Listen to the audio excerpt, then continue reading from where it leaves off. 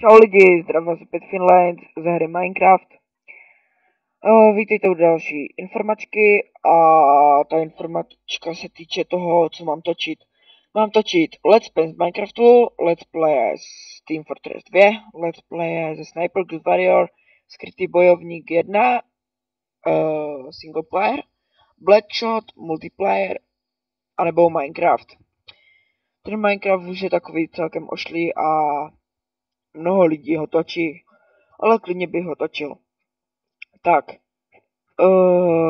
to je jedna věc, na kterou jsem se chtěl zeptat. A druhá věc, mám si založit nový Facebook stránku nebo YouTube channel, na to jsem se chtěl zeptat. A nebo ještě, co jsem se to chtěl zeptat. To už je asi všechno. Ale hlavně mi napište, co mám točit do komentářů a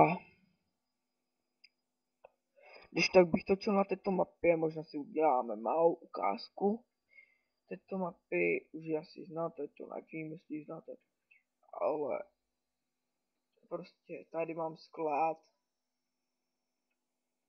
jo, to je můj barák, jo, tak, ale když bych točil na tady k té mapě, no, ale když tak bych točil na této mapě a jinak Team Fortress, pohoda. Blackshot pohoda, Sniper Ghost Warrior. No, to už bude trošku těžší, ale pohoda. Nebo, když tak napište, co bych měl točit, když tak si tu hru stáhnu a budu ji točit. Tak to je to informáčky všechno. Tak se mějte a sledujte tady to video. Čau. Případně like. Nebo odběr.